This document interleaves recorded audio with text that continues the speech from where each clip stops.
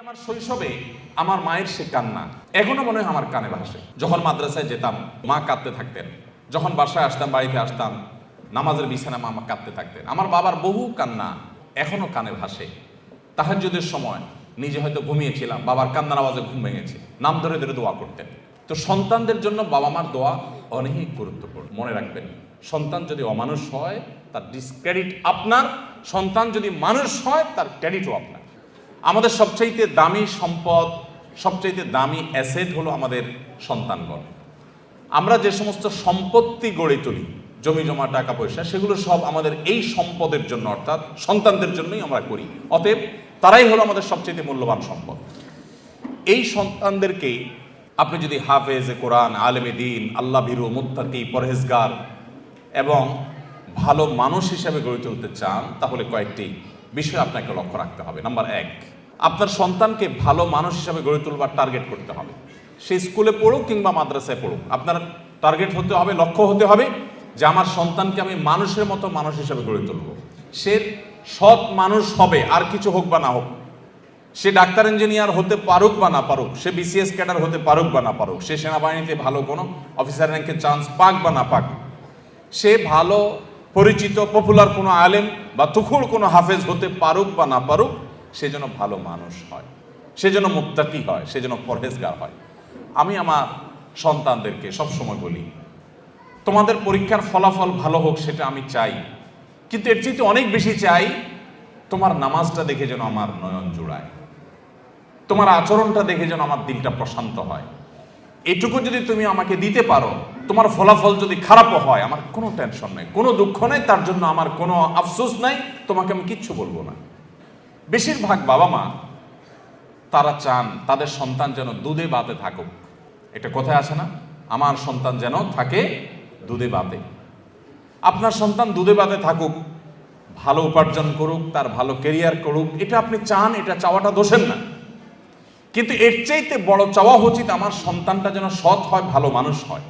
কয়জন বাবা, কয়জন অভিভাবক আপনি এই সমাজে দেখাতে পারবেন যেই অভিভাবক তার সন্তানকে বলে, বাবা তুমি অনেক বড় শিক্ষিত হতে পারো আর না পারো, তুমি সৎ মানুষ হবে। বরং উল্টা আমাদের সমাজে দেখি, সন্তানের জন্মের তারিখটা বেশিরভাগ বাবা মা ভুল লেখেন, ইচ্ছাকৃত ভুল না, মিথ্যা লেখেন। কেন? যাতে বেশি দিন চাকরগিরি করতে পারে, বেশি দিন সরকারি বা বিভিন্ন প্রতিষ্ঠানে চাকরগিরি যেন করতে পারে, সেই সুযোগ পাইয়ে দেওয়ার জন্য জীবনের শুরুতে একটা মিথ্যা গেঁথে দেয়। অনেক বাবা মা আছেন যারা বিভিন্ন স্কুলে তাদের সন্তানরা যে পড়াশোনা করে তাদের জন্য নকল কিনে এনে সন্তানদেরকে সার্ভ করে দেন, সাপ্লাই করে দেন। এরকম বাবা মা আছে না? নাই এই সমাজে আছে না, শুধু ভরে আছে। অর্থাৎ বাবা মার হাবভাব দ্বারা তারা বোঝাতে চান যে দেখো, আমি নিজে তো টাকার মেশিন, সারাদিন পয়সা ছাড়া আর কিছু চিনি না, অতএব আমার ঘরে জন্ম হয়েছে তোমাকেও টাকার মেশিন হতে হবে বাবা। দিন শেষে বাপ সন্তান সবাই মিলে আমরা টাকার মেশিন হয়ে যাব, দুনিয়া মানি ছাড়ার কিছু বুঝি না। আজ শিক্ষিত সন্তান নিয়ে বাবা মা যতটা সুখে আছেন, এই সমাজে এত শিক্ষিত সন্তান না থাকলেও বাবা মারা অনেক বেশি সুখী ছিলেন, সন্তানরা অনেক বেশি সুখী ছিলেন একটা সময়। শুধু পার্থক্য এইটুকু, তাদের মধ্যে নীতিনৈতিকতা ছিল, এখন নীতিনৈতিকতা নাই। আমি শিক্ষার বিরুদ্ধে বলছি না, শিক্ষা তো আমাদের লাগবেই, কিন্তু শিক্ষার পাশাপাশি যদি নীতিনৈতিকতা না থাকে, তো এই শিক্ষা জাতিকে যতটা উপকার করবে তার চেয়ে বেশি ক্ষতিগ্রস্ত করবে। দেশের উন্নতি যতটা করবে, দুর্নীতি তার চেয়ে বেশি করবে। অতএব একজন আদর্শ অভিভাবক হিসাবে আপনার সন্তানকে যদি আপনি মানুষের মতো মানুষ হিসেবে গড়ে তুলতে চান, আপনার টার্গেট হতে হবে আমার সন্তান দুধে ভাতে থাকুক আর না থাকুক, আমার সন্তান থাকবে সত্যের সাথে, আমার সন্তান থাকবে ন্যায়ের সাথে, আমার সন্তান থাকবে নিষ্ঠার সাথে। আপনার সন্তানকে বলতে হবে, বাবা আশপাশে মানুষের গাড়ি বাড়ি, তাদের সম্পদ, এগুলোর চমক তোমাকে যেন বিভ্রান্ত না করে। তোমার বাবা হিসাবে আমি অসৎ উপার্জন করি নাই, তুমি অসৎ উপার্জন করবে না। এদেশে কিছু আদর্শবান মানুষের বড় বেশি প্রয়োজন। বড় দুর্ভিক্ষ চলছে, প্রতিটা টেবিলে, প্রতিটা অফিসে, প্রতিটা প্রতিষ্ঠানে দুর্নীতিবাজদের এমন মহড়া, এমন মহোৎসব আজ সর্বদা চতুর্দিকে এমনভাবে প্রতিষ্ঠিত হয়েছে যে গোটা জাতি তৃষ্ণার্ত মরুভূমি যেরকম পানির জন্য হাহাকার করে, কিছু সৎ নাগরিকের জন্য গোটা জাতি আজ হাহাকার করছে। আর সেই হাহাকারের সে অভাব নিরূপণ করবার জন্য কিছু ওলামা একরাম নির্লস চেষ্টা চালিয়ে যাচ্ছে। আপনার সন্তানকে ছোটবেলা থেকে শিখাবেন, বাবা আশেপাশে মানুষের অবৈধ উপার্জনের যে চাকচিক্য, এটা দেখে তুমি বিভ্রান্ত হবে না। মনে রাখবে, এই মানুষগুলোর অনেক সম্পদ আছে, পয়সা কড়ি আছে, কিন্তু সে নিজেকে জানে সে একজন আস্ত চোর, সে একজন আস্ত ডাকাত, সে একজন আস্ত দুর্নীতিবাজ, সে একজন আস্ত অসৎ মানুষ, সে একজন খারাপ মানুষ। এই অপরাধ বোধের অদৃশ্য দাহন তাকে জ্বালাতে থাকে। অতএব তুমি তার সেটা দেখবে না, তুমি সততার সাথে চলবে। তোমার ভেতর থেকে একটা আওয়াজ তোমার কাছে আসবে যে আলহামদুলিল্লাহ, আমি কোনো অসৎ উপায়ে উপার্জন করি নাই। অতএব আমাদের সন্তানদেরকে মানুষের মতো মানুষ হিসেবে গড়ে তোলবার জন্য প্রথম লক্ষ্য হবে যে তারা ভালো মানুষ হোক। আপনার সন্তান পরীক্ষার হলে যাচ্ছে, কয়জন বাবা মা আছেন যে এই কথা বলতে পারেন যে আমার সন্তানকে বলেছি যে বাবা, পরীক্ষার হলে গিয়ে কোনো নকল করবে না, অবৈধ উপায়ে তুমি কোনো কিছু আনসার করার চেষ্টা করবে না, খাতায় কিছু লেখার চেষ্টা করবে না, কারোর কাছ থেকে দেখে দেখে লেখার চেষ্টা করবে না, তুমি যা জানো তা লিখবে, তুমি ফলাফল যাই পাও আমরা অ্যাপ্রিসিয়েট করব। কোথায় সে বাবা মা আজ? বরং উল্টা বাবা মা সন্তানকে খোঁচা মেরে চাপ দিয়ে সন্তানকে ডিপ্রেসড করার হাজারো নজির আমাদের সামনে আছে যে কেন তুমি পারো নাই, পাশে বাসার ছেলেটা এত ভালো রেজাল্ট করলো, আমি মুখ দেখাতে পারি না, তুমি কেন পারো নাই। এই চাপ দেওয়া মানুষ পাওয়া যায়, কিন্তু সন্তানকে সততার দীক্ষা দেওয়ার মানুষ পাওয়া যায় না। সময়ত উপস্থিতি, আমি আবারও বলছি, আমি আমার সন্তানদেরকে সবসময় বলি আপনাদের সঙ্গে শেয়ার করা, যাতে করে আপনাদের কারোর উপকার যেন হয়। আমি সবসময় তাদেরকে বলি, দেখো, পরীক্ষা ভালো ফলাফল করতে পারো কি না পারো, তুমি ভালো মানুষ হওয়ার চেষ্টা করো, তোমার অ্যাটিটিউড থেকে আমি সেটা দেখবো, তাতেই আমি হ্যাপি। আলহামদুলিল্লাহ, আল্লাহ তাআলা আমাদের সন্তানদেরকে ভালো মানুষ হিসেবে গড়ে তোলবার জন্য আমাদেরকে যোগ্য অভিভাবক হওয়ার তৌফিক দান করুন। তাহলে প্রথম কাজ হলো টার্গেট ঠিক করতে হবে যে আমার সন্তানকে আমি ভালো মানুষ, নেক, মুত্তাকি, পরেজগার বানাবো। এরপরে অন্য কিছু হবে বা না হবে সেটা পরের বিষয়। আমার প্রাথমিক টার্গেট থাকবে সে একজন পরোপকারী মানুষ হবে, সে একজন সমাজমুখী মানুষ হবে, সে একজন কল্যাণকামী মানুষ হবে, সে সমাজের সবার কাজ করবে, যেখানেই যাবে সে মানুষের উপকার করবে, কোনোদিন ক্ষতি করবে না, এই মানুষ হবে। এবার সে ডাক্তার হোক, সে ইঞ্জিনিয়ার হোক, সে বিসিএস ক্যাডার হোক, সে অন্য কিছু হোক, সে মাদ্রাসা পড়ুয়া হোক, এমনকি সে যদি গতানুগতিক শিক্ষিত নাও হয়, তারপর অন্তত এই জাতির কোনো ক্ষতিকর কোনো কিছু তার দ্বারা হবে না ইনশাআল্লাহ তাআলা। নাম্বার 2, অভিভাবক হিসাবে আমাদের চোখের পানিটা অনেক বেশি গুরুত্বপূর্ণ। চোখের পানি মা বাবার সন্তানদের জন্য অনেক গুরুত্বপূর্ণ। কিছু মানুষের দোয়া আল্লাহ তাআলা ফিরিয়ে দেন না, এর ভিতরে মা বাবার দোয়া অনেক গুরুত্বপূর্ণ। আমি আমার শৈশবে আমার মায়ের সে কান্না এখনো মনে হয় আমার কানে ভাসে।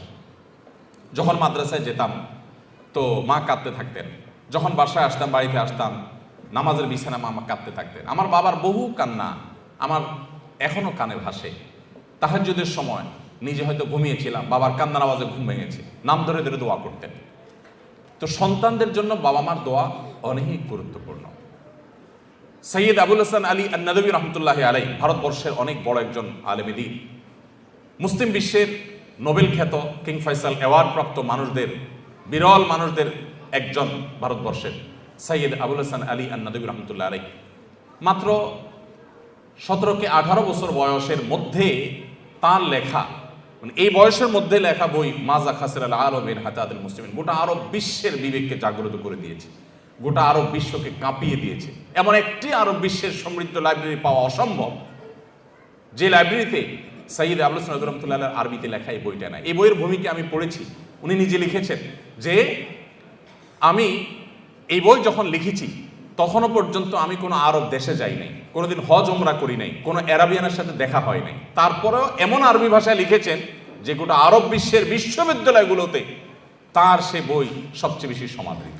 এমন বড় প্রতিভাবান, যোগ্যতা সম্পন্ন এত বড় একজন আলেমে দ্বীন, এত বড় একজন মুফাক্কির ইসলাম, তার একটা বই আছে মেরি আম্মা, আমার আম্মা যা, বাংলা অনুবাদ হয়েছে। তিনি এই বইয়ে তার মা সম্পর্কে অনেক কথা লিখেছেন। তার ভিতরে একটা কথা হলো, তিনি বলেন আমার মা সবসময় দোয়া করতেন, আয় আল্লাহ এক সে হাজারোं की जरूरत पूरी फरमा, আয় আল্লাহ এক সে হাজারোं की जरूरत पूरी फरमा। তারে মা আল্লাহ কাছে বলতেন, আল্লাহ আমার এই এক আলিমিয়া, ওকে দিয়ে 1000 আলেম যে কাজ করতে পারে তাকে তার থেকে সেই কাজ আপনি নিয়ে নেন। 1000 আলেম জাতির যে উপকার করতে পারে, মুসলিম মিল্লাতের মানব জাতির যে উপকার করতে পারে, ও একা যেন সেই কাজটা করতে পারে। 1000 মানুষের কাজ তার একা থেকে করার তৌফিক দান করেন, এভাবে দোয়া করতেন। আমার তো মনে হয় হাজার নয় বরং লাখো লাখো আলেমের কাজ আল্লাহ তাআলা তার থেকে নিয়েছেন। তার মা সম্পর্কে আরো অনেকগুলো বিষয় আছে যেগুলো কোট করার মধ্যে আমি সেই দীর্ঘ বক্তব্যে আর যাবো না। আমি শুধু এটুকু বলতে চাই, যারা অভিভাবক আছি আমরা, আমাদের সন্তানদের জন্য চোখের পানি ফেলে দোয়া করি। আমরা সন্তানদের জন্য আমাদের কাছে, হুজুরদের কাছে আপনারা অনেক সময় দোয়া চাইতে আসেন। অনেকে হুজুর দোয়া করবেন, ছেলেটা এসএসসি পরীক্ষা দিচ্ছে, এইচএসসি পরীক্ষা দিচ্ছে, অমুক কলেজে যেন চান্স পায়, এটা করে সেটা করে চান। এই দোয়াতে কোনো দোষের কিছু নেই। কিন্তু কয়জন অভিভাবক, আমি তো আমার জীবনে একজন অভিভাবককে পাইছি কিনা আমার মনে পড়ে না, থাকতে পারে আমার স্মৃতির বাইরে বা আমার মনে নাই, এরকম আমার সচরাচর মনে পড়ে না যে কোনো অভিভাবক এসে বলেছেন যে হুজুর দোয়া করবেন আমার ছেলেটা যেন মানুষের মতো মানুষ হয়।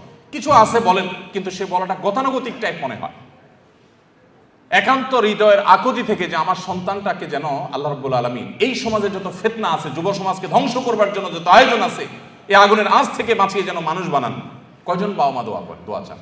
অতএব আদর্শ অভিভাবক হওয়ার জন্য সন্তানের জন্য চোখের পানি অনেক বেশি দরকার, দোয়া অনেক বেশি দরকার। আল্লাহ তাআলা আমাদেরকে সেটাও করার তৌফিক দান করুন। নাম্বার 3, একটা কথা আমাদেরকে মনে রাখতে হবে, মানুষের প্রকৃতি, বিশেষ করে শিশুদের প্রকৃতি আরো বেশি যে তারা যত বেশি শুনে শিখে তার চাইতে দেখে শিখে বেশি। তারা যতটা শুনে শিখে তার চাইতে দেখে বেশি শিখে। এটা মানবীয় প্রকৃতি, বাচ্চাদের মধ্যে এটা আরো বেশি। আপনি বাচ্চাকে সারাদিন বলবেন বাবা মিথ্যা বলে না, এটা যতটা বাচ্চার জন্য কার্যকর হবে, আপনি নিজে বিভিন্ন পর্যায়ে মিথ্যা বলার প্রয়োজন আছে বা সুযোগ আছে সেই জায়গাগুলোতে মিথ্যা অ্যাভয়েড করবেন। আপনার এই আদর্শটা বাচ্চাকে অনেক বেশি শিক্ষিত করবে যে মিথ্যা বলা যায় না, সে বলবে না। আপনি বাচ্চাকে মুখে বলবেন বাবা মোবাইল টিপে না, আর আপনি সারাক্ষণ নিজে মোবাইল হাতাবেন, তাহলে আপনার বাচ্চা কোনোদিন এই নেশা থেকে মুক্ত হতে পারবে না। আপনি তাকে বাঁচাতে চাইলে আপনি নিজেকে নিয়ন্ত্রণ করা শিখতে হবে। আর কিছু না হোক অন্তত সন্তানের দিকে তাকায় হলে আমাদেরকে মানুষ হতে হবে। আপনি আপনার বাবার জুতা যদি সোজা করতে শিখেন, প্রতিদিন বের হওয়ার সময় আপনার বাবার জুতাটা সোজা করেন, মায়ের জুতাটা সোজা করেন, পরিষ্কার করে রেখে দেন, আপনার সন্তান আপনার জুতার উপরে পাড়া দিতে তার বিবেকে বাঁধবে। আর সারাদিন বলবেন বাবা মার সেবা করতে হয়, বই পড়াবেন, এগুলোতে সন্তান ততটা শিখবে না যতটা আপনার কাছ থেকে শিখবে। এই জন্য আপনি নিজের গরজে ভালো মানুষ হন বা না হন, অন্তত সন্তানের দিকে তাকে ভালো মানুষ হন। স্বামী স্ত্রী দুজন ঝগড়া করবেন, গালিগালাজ করবেন, হাতাহাতি করবেন সন্তানের সামনে, আর সন্তানকে বলবেন দেখো মিলেমিশে চলতে হয়, ভদ্র হয়ে চলতে হয়। সন্তান বলবে যে এগুলো বোধহয় কথার কথা, এগুলো আসলে আমলে নিতে হয় না, কারণ বাবা মা নিজেই তো আমল করেন না। আপনি মোবাইল টিপবেন আর ওই বলবেন এই পড়ালেখা করো, বই নাও, বই নিয়ে বসো, আর নিজে মোবাইল টিপতেছেন। তখন বাচ্চা মনে করবে কি জানেন? বাচ্চা মনে করবে যে আরে বাপ মা যেগুলো বলতেছে এগুলো বলতেছে মোবাইল নামক এই নিয়ামত থেকে আমাকে বঞ্চিত রাখবার জন্য। তা না হলে উনি টিপছেন কেন? এর মধ্যে এত সুখ যে উনি এটা থেকে এক মুহূর্ত থাকতে পারছেন না। নিশ্চয় এর ভিতরে রাজ্যের সকল সুখ এই মোবাইলের মধ্যেই আছে। বাচ্চা সেটার জন্য ঝাঁপায় পড়বে। এই জন্য মুখে কথা কম বলে বরং নিজেরা মোবাইলগুলোকে নিয়ন্ত্রণ করেন। অপ্রয়োজনে সারাক্ষণ রুগীর মতো এটা টিপি না করে লিমিটেড সময় কাজ করে বাচ্চাদেরকে সময় দেন। আল্লাহ আমাদেরকে তৌফিক দান করুন। তাহলে সন্তানের সামনে মডেল হয়ে যেতে হবে, ভালো মানুষের মডেল হয়ে যেতে হবে। আপনি যেটা চান সন্তান হোক সেটা আপনি নিজে করে সন্তানকে দেখাবেন। আপনার তাহাজ্জুদের কান্নায় আপনার সন্তানের যদি ঘুম ভাঙে, এই সন্তানকে ফজরের জন্য ডাকা লাগবে না ইনশাআল্লাহ। কিন্তু আপনি নিজে যদি কোনো রকম ডুমায় ফজর নামাজ পড়েন, এরপরে বাচ্চাকে ডাক করেন, এটা খুব বেশি কাজে আসবে না। চতুর্থত যে পয়েন্টটি আমি বলতে চাই তা হলো সন্তানদেরকে সময় দিন। আমাদের এখন ব্যাপারটা হয়ে গেছে পরীক্ষার চিন্তা, যে ছাত্রের আর পড়ালেখা করার সুযোগ হয় না সেই ছাত্রের মতো। এটা কথা আছে না যে পরীক্ষার টেনশনে কি পড়ালেখার সুযোগ হয় না। আমাদের এখন সন্তানদের উন্নত উজ্জ্বল ভবিষ্যতের জন্য মা মায়ের কাজ নিয়ে, বাপ বাপের কাজ নিয়ে এত ব্যস্ত যে সন্তানকে সময় দেওয়ার সুযোগ নেই। যে সন্তানের জন্য আপনি এত কিছু উপার্জন করবেন সেই সন্তানকেই আপনি সময় দিচ্ছেন না, তাহলে আপনার চেয়ে উপকার কে হতে পারে? সন্তানদের সময় দিন। আমি নিজে আলহামদুলিল্লাহ অনেক দিন থেকে একটা প্র্যাকটিস শুরু করছি, আপনাদের সাথেও শেয়ার করি, কেউ আমল করতে পারেন। সেটা হলো যে অফিস টাইমের পর আর মোবাইলে আমি কোনো অ্যাক্টিভ থাকি না। বেশিরভাগ সময় হয় এরোপ্লেন মুড করে ফেলি, আর নাহলে বন্ধ করে ফেলি, আর নাহলে সাইলেন্ট করে ওইটাকে গাড়িতে রেখে, অফিসে রেখে, ডেস্কে রেখে তারপর বাসায়। এবং পুরো সময়টা বাসা যতক্ষণ থাকা হবে ততক্ষণ ফ্যামিলিকে সময় দেওয়া হবে। এটাতে কিছু ক্ষতি হবে, প্রতিষ্ঠানের ক্ষতি হবে, অফিসের ক্ষতি হবে, হোক, তার চাইতে লাভ অনেক বেশি হবে। যারা বিভিন্ন প্রতিষ্ঠান পরিচালনা করেন, অনেক কাজ কাম আছে, প্রয়োজন একটা বাটন ফোন নিয়ে নেন যে এইটা থেকে এতটা পর্যন্ত বাটন ফোনে আসি, আমার ফোনটা অমুকের কাছে থাকবে, ইমার্জেন্সি কিছু হলে আমাকে জানাবা, আদারওয়াইজ আমি নাই, বাচ্চাদেরকে সময় দিব।